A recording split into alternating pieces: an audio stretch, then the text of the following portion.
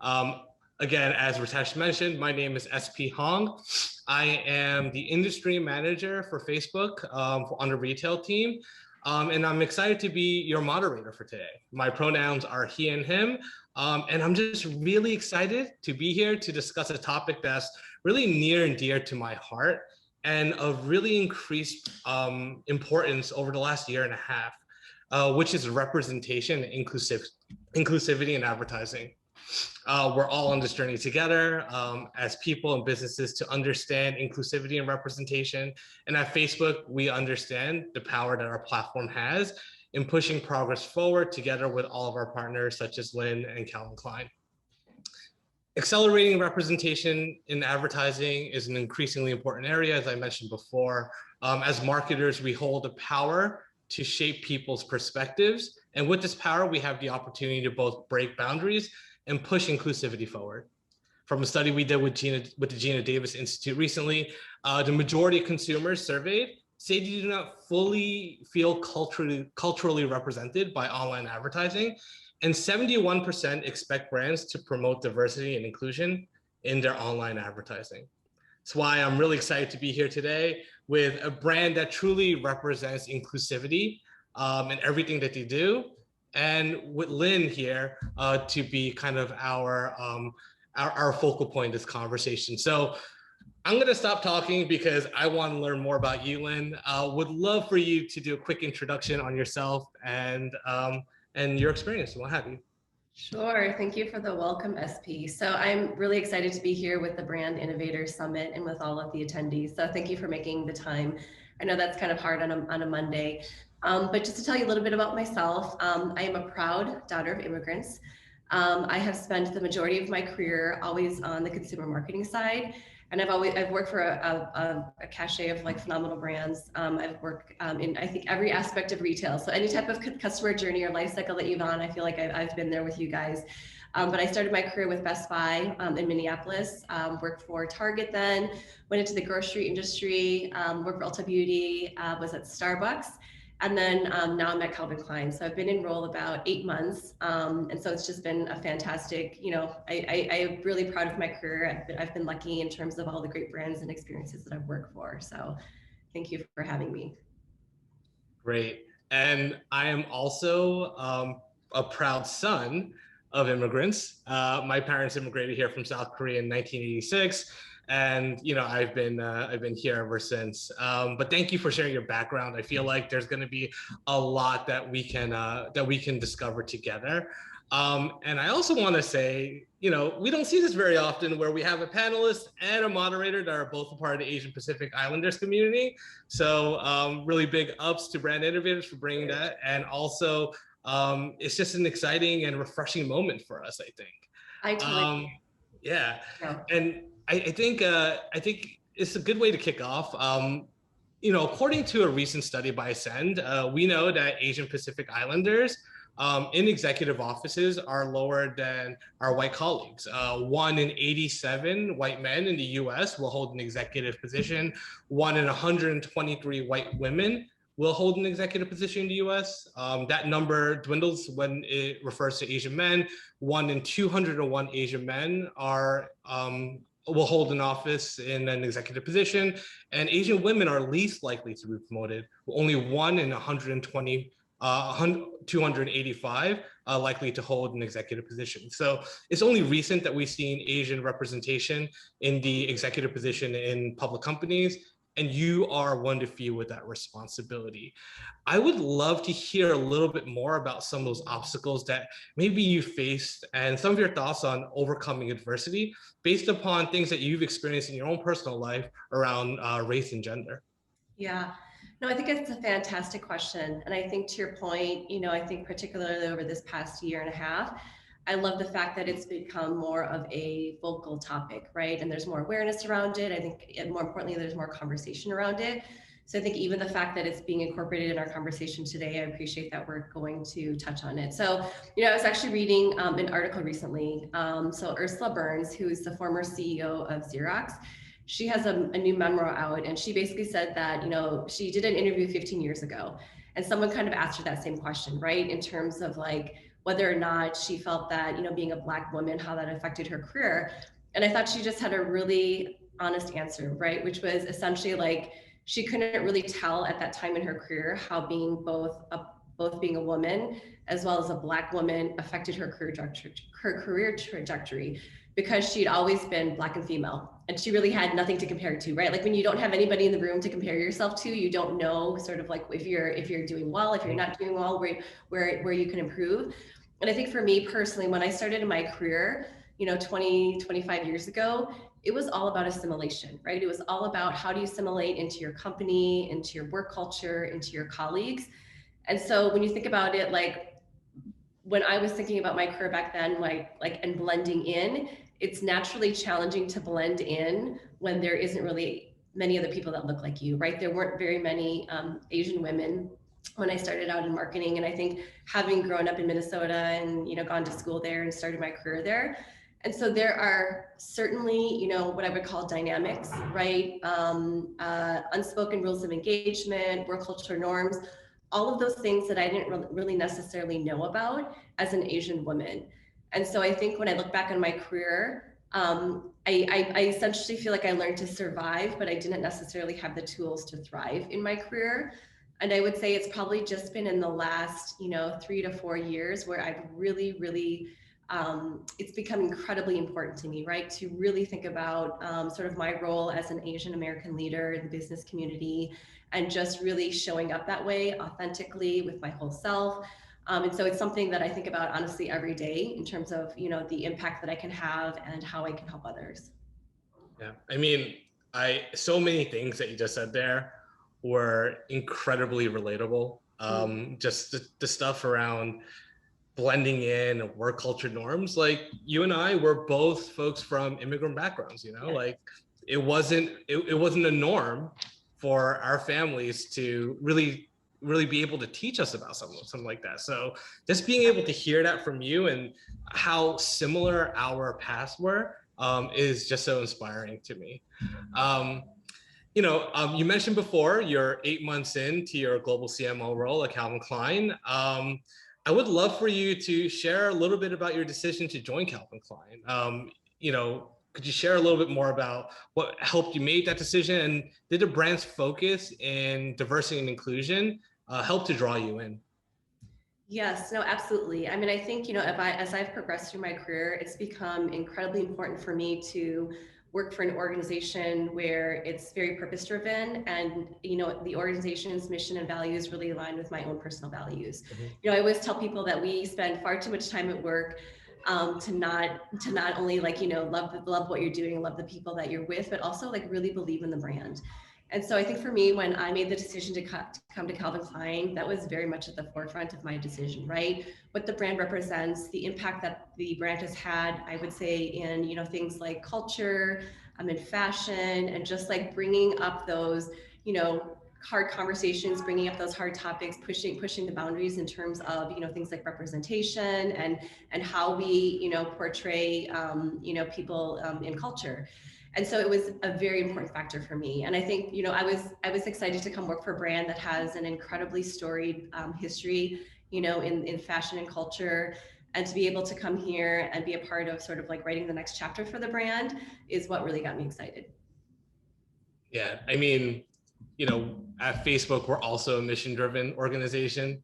And so what our mission is to give people the power to build communities and to connect people. And in the same way, I think that there's a lot of similarities with Calvin Klein and how you're pursuing boldness and progressive ideals. I think it plays such an important role in ensuring that we can get the message out there and for us to change the conversation, the zeitgeist around different communities. Yes, no, I totally agree. I mean, I think one of the things that I really love about one of your campaigns right now is just the communities, right? Like those TV commercials that you're doing, where you're just showing communities of people that really are just coming together for whatever particular passion it might be. And I love it because it normalizes things, right? It makes people, like anytime you can make people be seen and sort of like reflect back to them, like that's amazing. And I think the more that we as brands can do that, and like you said, we have what I would call, we have a responsibility to do that, right? To use our voice, to use sort of all of our you know, sort of like channels and sort of platforms to do that. So I really applaud you guys for really pushing that. Thank you. Thank you so much, Lynn. I'm glad that our ads are leaving an impression on its viewers. So, you know, what I really love about Calvin Klein is that, you know, diversity and inclusion, it's in your ethos, right? It's in everything that you do. So I would love to see, like, what does that mean for you as a leader in this space? What does it mean for Calvin Klein as a leader in this space? So Calvin Klein's always been a leader in diversity and inclusion. Just look at everything around you, right? You know, I remember as a kid, I grew up in New York City, so walking down New York City and seeing the billboards everywhere, and I'm like, wow, that's different, right? But I would love for you to kind of explain, how do you think about diversity and inclusion, and what does it mean to you as a marketing leader, and how does that play out in Calvin Klein's brand ethos? Yeah, so you're absolutely spot on. I think it's incredibly an important component of our brand DNA, right? So when you think about what the brand represents, it's always been a part of our history. If I look back to your point, you know, I think I always tell people, like, you, as being a kid of the 80s and the 90s, like I remember my CK moment, right? Like you remember the jeans, you remember the fragrance, but CK1, that was a campaign that we did all the way back in 1990. And at the time, it was incredibly groundbreaking, right? In terms of, like you said, the diversity of the cast that we chose, the stories that we were telling. And so it has very much been a part of who we are. And I think as we've progressed as a brand, it has become increasingly important to make sure that that is, you know, the diversity and inclusion of our communities and our customers that we represent, that is reflected not only in the marketing, but also as you think about, you know, there's so much that we do as an organization and company, right? So there's a lot of work that goes into, you know, the creative element and the production element. So even making sure that we are thoughtful about choosing creators and producers and just sort of like the creative community that we work with, and we represent sort of diverse talent in that respect, has also become really important to us as an organization. Yeah, and I mean, your brand does such a great job in presenting that, and you know, as we said, this is storied, right? It is something that everyone looks to. And I actually remember that CK1 back in the day, because I remember that was actually my first cologne that I bought. I remember Calvin Klein was definitely my first one. So I feel like that was everybody's first cologne. Yeah, right. Exactly, yeah. It is. But you know, it's not just the amazing effort that you put into the brand itself, but then the campaigns that you put out into the world. So I would love to talk a little bit about diversity and inclusion in the work that you produce. How are you prioritizing inclusivity in your marketing campaigns? And how does that always on strategy build authentic connections? And I'd love for you to discuss maybe some recent campaign examples. Sure. Yeah, I'd be happy to. So, I mean, I think in addition to, like I said, we started the CK1 campaign back in the 90s, but we actually reintroduced it just last year. So we actually did sort of a new evolution of it, which was really focused on, you know, we went across the country and we essentially solicited, you know, like young people, right? We wanted to talk to Gen Z and millennials, and we really wanted to ask their perspective and have them share their perspective on something as critical as the election. So when you think about diversity and inclusion, it's not only sort of like in the people that you represent from, whether it's like, you know, a ethnicity standpoint or a gender preference, but it's also, like you said, just even the thought, right? Like the ideas and the philosophies of our youth today. Like it's really important for us to give all of those people a platform.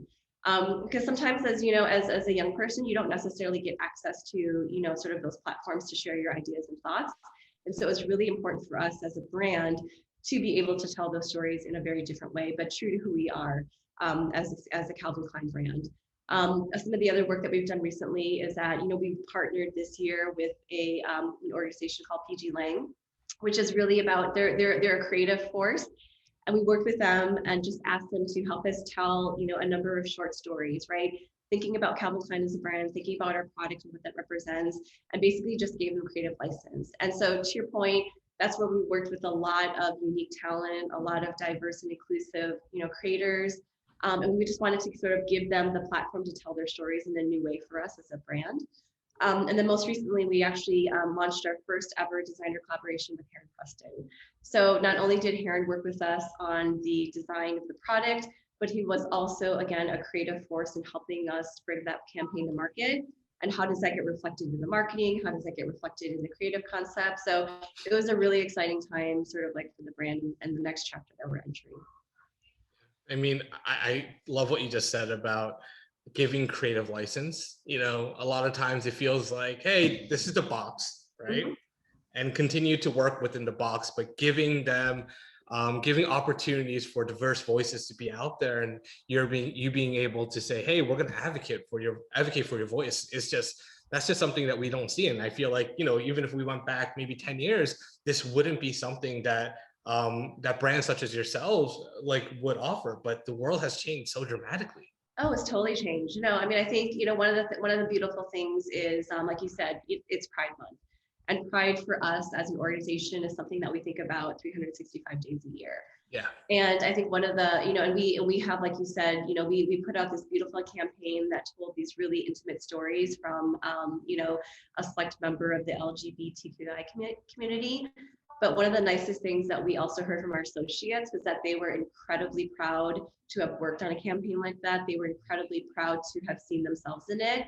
And one of our associates shared a really personal email that a friend of her had sent to her, and it basically said, "I loved this campaign. Like I wish that for somebody like my father who came out like 30 years ago, that this would have been around for him to tell his story." So like when you think about the impact that you can have and the importance of that and the importance of telling truly inclusive stories, like getting that feedback from our consumers is just like what makes this all worthwhile. Yeah, I mean I don't even know what to say, because I totally feel that, right? Just being able to now slowly live in a world where you feel like your voice and your vision of the world is slowly being shared is just an incredible moment. And it's great that Calvin Klein continues to push the boundaries of what's acceptable and make sure that we can push the progress of the world and the state of the world. And I think that it comes out in the way that you elevate different diverse voices. We spoke a little bit about PG Lang, about Preston Heron, and I think that those collaborators and those creators are really doing something special. And I would love to understand like what their role is, what your role is in having diverse creators and collaborators. And how does that help you further your own personal marketing strategies and support underrepresented groups? Yes, so I think it's incredibly important, right? Like I think as a brand, but also as a marketer, like you said, it's really important to make sure that we are telling those diverse stories and being inclusive. And I think it's a key component of how we think about our marketing, right? And it's not even in our marketing, it's how we think about like our product and our design and then the entire creation process from like the product all the way from how we go to market. I think the other aspect is like, we are a global brand. We have, presence in every part of the world. And so when you think about, inclusion and diversity, there's also that element that we think about as a global brand, because being an Asian American is very different than being, a China, being somebody who's Asian in China, right? Or being different than somebody who's Asian in Korea, or being different than somebody who's in Europe. And so you really have to think through, sort of like inclusivity in an entirely different way. But I think for us as a brand, because it's at the heart of what we do, it makes that decision really easy in terms of, like you said, who we choose to work with behind the scenes, how we choose to tell our stories, how we choose to give creative license. And I think for us, we really truly believe that we are a platform, right? We are here to empower those around us, and we're using our scale and size in, I feel like, a tremendous way to give people those opportunities to tell their stories, to show their visions to others, and just be able to expand on the idea of what is normal. Yeah, I mean, you guys are already a platform for good, and I think we all see that. here at Facebook, and also for anyone that sees any of your advertising. And also, I just want to call out, because you were talking about, some of the work that you've been doing with Preston Heron. I love some of the models that you've been using. Personally, super proud that we got Blackpink up there. I'm a Korean American, so so I see Jenny there, and I'm like, wait a second, that's new. And she's an Asian American talent. She's Korean, but she's a global force. I mean, she has been a phenomenal partner for us. Yeah. I mean, again, and I think originally when you think about it, like there are people that just are really borderless, right? And so when you kind of think about like you said, who are those voices that are really relevant, who are really important, like you expand your universe of who you can work with. Yeah. And expanding that universe is incredibly important, especially as we think about diversity and inclusion and seeing what is actually possible. I also want to call out one more person, because if I didn't, I'd be remiss. Nas. I'm from New York City, so anytime I see Nas in an ad, I'm just like, oh man, it brings me back to my high school days, roaming the streets of Brooklyn, even though he's from Queens. But I just have to call that one out. Sorry, so we are going to start finishing up our interview, but we do have some time for Q&A. So to the audience, if there's any questions that you may have that you want to ask us, please feel free to chime in. We have a couple already, so we'll start hitting that up. But just to end the panel portion of this conversation, I want to talk a little bit about making inclusivity a part of a brand's DNA. So how should brands think about ensuring inclusivity is present not only in the end product, but all parts of the creative process? Things like diverse talent in front or behind the camera, inclusive processes, et cetera. How are you at Calvin Klein thinking about that? Yes, I would say that I think it's absolutely top of mind for us at Calvin Klein in terms of how we think about diversity and inclusion, right? So to me, it's really important that it's something that we live and breathe and practice every day, because I think that's the only way that you can really, drive awareness, hold yourselves accountable, actually change the culture in the world around you. So Calvin Klein, for those of you that don't know, actually our parent company is PVH. And we just recently rolled out 9 inclusion and diversity goals that we are holding ourselves accountable to, right? They are truly commitments, and they are everything that relates to, like looking at gender parity in terms of across all leadership roles at PVH. It includes, diverse representation in terms of our workforce, but it's even something as simple as like making sure, like when you're interviewing, that you have a diverse slate of candidates, right? Both those that are applying, but also those that are interviewing. Again, because you have to have people that other people can see in themselves, that they can recognize, that they can be able to share sort of the same perspective. So we are thinking very holistically about how we make those commitments, and we have clearly defined targets that we are going to be achieving every single year, and also reporting that out in terms of our annual CR report. So again, it's something that I think is really important at every level of leadership. It's not just me. I think it's just everybody needs to be aware and hold themselves accountable to making sure that we are living and breathing what we say we want to be. That is just fantastic. Facebook also does something very similar, where we're looking at the about the workflow. I mean, the workplace and the employees and what have you. So knowing that there are more progressive brands such as yourself pushing this forward, I mean, it's just really amazing. Yeah. Well, and that's the nice thing. It's like the more of us that can do it, right? I think the more that it just becomes table stakes. Yeah, agreed. I mean, just making sure that the process is inclusive and is holistic of everyone that's involved. And I mean, just being able to see yourself in the workplace. Like, Lynn, I see you now as the global CMO of CK, and I'm like, hey, when am I going to be the global CMO? Yeah, same. I mean, it's absolutely true though. But it is. It's. I think you don't realize the impact of that until you have, like you said. I'm sure you get it all the time, right? I'm sure people come to you and say, oh my gosh, like how did you get here, right? Like what did you do? So, like you said, the more that we can, be representative and show people that this is the future, I think it's wonderful. Awesome. So we have a couple of questions rolling in. So the first one is here. Let's see. What advice would you give to brands balancing being present during cultural moments, but also ensuring that the sentiment lasts all year round? That's a question for you, Lynn. That's a fantastic question. I mean, I think there's a couple things that we do as an organization. I mean, I'm sure many of you have employee network groups, right? So I think like being a part of those groups and getting involved is a really easy thing to do. And I think, I love the fact that, when I was at Starbucks, when I've been a part of other organizations and I've been here, it's wonderful to see people in the room that aren't necessarily Asian American, right? Or that are not necessarily African American. And I think you being a part of those groups and just like being a part of the dialogue and the conversation is a wonderful way to make sure that you're, again, living and breathing it every day and not necessarily just like when it's the month, right? Or when it's the moment. Yeah. I think the other thing that I always do is like just showing up as an ally to your colleagues is really important. This past year and a half has been incredibly tough, not only with the pandemic, but there has been, just a rise in, Asian hate. There's been obviously George Floyd and a lot of the things that the African American community has experienced. And so I think even for me, like in those moments, like checking up on your friends and your colleagues and just asking them how they're doing, right? Are you doing okay? Is there anything that I can do for you? Like you don't realize how wonderful of a gesture that is, right? But again, it's just showing your allyship, it's showing your support.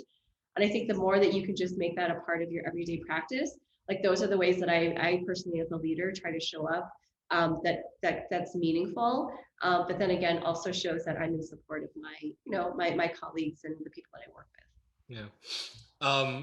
There's a saying that I like to say around those conversations that you've held and being an ally is being comfortable being uncomfortable. Absolutely. Right? That's wonderful. Like, I remember when everything happened with George Floyd, and personally, like, I've never been a part of the Black community, but also knowing that, hey, like, is it right for me not to say anything, and just having a little bit more courage to say something. And even though you may not know everything, you may not say everything right, just having the courage to be uncomfortable in those situations, I think is a huge thing that I feel like all of us can learn from. No, I totally agree, 100%. Yep. Okay, a couple of other ones over here. I like this one. Given the openness of diversity today, think of yourself as a marketer in your 20s. How would you market yourself when applying for retail/consumer marketing roles now? I think it's an interesting question that came in from one of our people in the audience. So you want to take that, or I have an answer. I would love to hear your perspective on that. You're in the hot seat. Yeah, I saw this one and I was like, hey, because for me, I remember when I first started applying to roles and, thinking about how I can add value. And I think it's just having a voice that differs and brings a perspective that is completely different from, what they may have. I think right now, one of the benefits that we're seeing with more leaders of color and more leaders in the women community coming in is just the fact that now you're having more diversity of thought, and that you can create additional impact in these organizations and look at questions and look at things in a way that no one else has, And I think that just having those type of folks is a huge benefit to any organization out there. Yes, no, I always tell people, I mentor a lot of people. One of the things I always tell people is like, if you're in the room, have an opinion. Like nobody invited you to a meeting just to like sit there and observe, right? So I think to your point, it's really important to have an opinion, share your perspective, because that's how you get really good work. That's how you push the thinking of each other as a team. So that's what I always tell people. It's like don't worry so much about titles and hierarchy. Just really focus on like having an opinion and perspective. Because to your point, it matters, right? Because you reflect, your consumer, right? You reflect your customer base. Yeah. Here's another one that came in. How are you thinking about balancing inclusivity in campaigns and driving campaign results? That is a phenomenal question. To me, you can't have, if you have wonderful creative and you have inclusive creative and campaigns, but it doesn't drive results, is not a good thing. But you can also not have you cannot also like drive results without being inclusive and diverse, right? So I don't think it's one or the other. It's absolutely the same thing.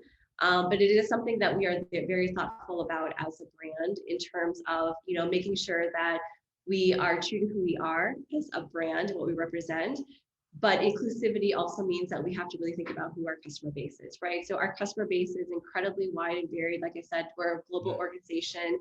We are in lots of different channels. So we absolutely have to make sure that we're thinking about all of our customers, not just the ones that maybe may be most progressive or most gravitate towards something that is, inclusive or pushing the boundaries. So we think about that a lot as an organization. Yeah, and I think as I personally think about inclusivity, I always kind of think like what's good for people is what's good for business, as it pertains to like seeing yourself in it, right? And I also think that there have been a lot of reports recently around the impact that diversity has on a performance of a company, right? Yeah. Like having diverse leaders and having a diverse slate in your approach to business can only benefit your business. Absolutely. No, that's very true, right? At every level of leadership, at every part of the organization. Yeah.